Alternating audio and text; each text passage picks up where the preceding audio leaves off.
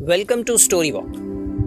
भारतीय संस्कृति के इतिहास में ये एक काफी दुर्लभ घटना है जब किसी एक राजा को आत्मज्ञान हुआ। तो आज की ये कहानी ऐसे ही एक राजा, मिथिला के नरेश, सीता जी के पिता राजा जनक के बारे में। एक बार राजा जनक अपने शयन कक्ष में सो रहे थे और अचानक एक संतरी दौड़ता हुआ आया और कहने लगा कि महाराज उठिए, युद्ध शुरू हो चुका है। तो राजा जनक खड़े हुए अपने सेनापति को लेकर वो युद्ध में चले गए। जब वो युद्ध में पहुंचे तो उन्हें पता चला कि ये काफी भीषण युद्ध है और युद्ध का अंत ये हुआ कि राजा जनक युद्ध हार गए। तो जो द्वंद्वी राजा था उसने राजा जनक को अपने ही राज्य से बाहर निकाल दिया। तो राजा जनक अब भूखे प्यासे खून में लथपथ भटक रहे थे और उन्हें कोई खाना भी नहीं दे रहा था क्योंकि उस क्रूर राजा से सब डर रहे थे। तो वो चलते चलते काफी दिनों तक चलते रहे और फिर वे आखिरी अपने राज्य की सीमा से बाहर निकले तो कहीं पे गरीबों में खाना बट रहा था तो वो वहां चले गए। तो जब उनकी बारी आई तब वो खाना भी खत्म हो गया। तब उस इंसान जो खाना बांट रहा था उसने कहा कि भाई मेरे पास अब ये सिर्फ चावल का पानी है, अगर तुम चाहो तो मैं तुम्हें ये दे सकता हूँ। तो राजा जनक ने 2 हाथ जोड़े और कहा कि हाँ मुझे ये भी चलेगा। तो जब राजा जनक वो पीने ही वाले थे तब पता नहीं कहीं से एक चील उड़ता हुआ आया और अपना मुंह उसमें मारा और वो जो प्याला था और वो धूल में गिर गया और वो पानी जा वो भी धूल में मिल गया। तो राजा जनक बहुत दुखी थे, बहुत हतोत्साह थे और वो जमीन पे गिर गए और आखिरी बार वो चिल्लाए जोर से कि हे भगवान। इतना सुन के अचानक से एक संतरी दौड़ता हुआ राजा के शयन कक्ष में आया और उसने देखा कि राजा अपने शयन कक्ष में काफी चिंतित होकर बैठे हुए और पसीने से लथपथ है। ये एक स्वप्न था। महाराज जनक स्वप्न में थे। तो उस संतरी ने पूछा कि महाराज क्या हुआ।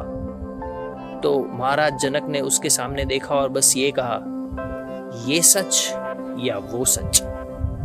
वो संतरी कुछ समझ नहीं पाया तो उसने महारानी को बुलाया। तो महारानी दौड़ती हुई आई और पूछा कि महाराज क्या हुआ, आप इतने चिंतित क्यों हैं। तो महाराज ने बस वही शब्द दोहराए, ये सच या वो सच। अब कोई समझ नहीं पा रहा था कि ये महाराज किस के बारे में बात कर रहे हैं। काफी सारे वैद्य हकीमों को बुलाया गया। सबने राजा को पूछा कि महाराज क्या हो रहा है आपको।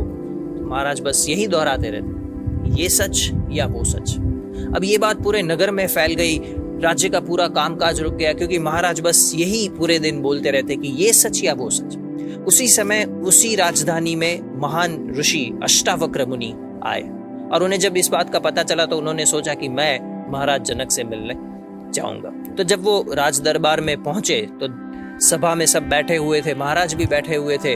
और तब अष्टावक्र मुनि ने महाराज से पूछा कि महाराज जनक कैसे हैं आप। तब महाराज जनक ने उनकी तरफ देखा और वही शब्द दोहराए, ये सच या वो सच। अब अष्टावक्र मुनि तो काफी ज्ञानी थे, उन्होंने अपनी आंखें बंद कर ली और पूरी परिस्थिति को समझ लिया।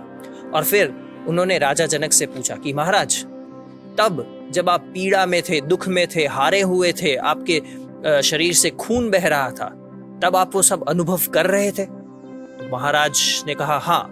अब ये जब बात चल रही थी तब बाकी सब लोगों को पता नहीं था कि ये किस बारे में बात हो रही है, सिर्फ राजा जनक और अष्टावक्र ही समझ पा रहे थे। तो राजा जनक ने कहा कि हाँ मैं बिल्कुल वो महसूस कर रहा था। तो अष्टावक्र ने पूछा कि तब आपका जो ये राज्य है, जो सत्ता है, ये जो आपके पास सेनापति हैं, जो मंत्री हैं, तब वो आपके पास थे। तो राजा ने कहा नहीं, तब वो कुछ नहीं था। फिर अष्टावक्र ने कहा कि अभी आप यहाँ पे बैठे हैं अपने सभा में, अपनी सत्ता पे राजा होकर, तब आप वो कुछ महसूस कर रहे हैं, वो दर्द, वो पीड़ा।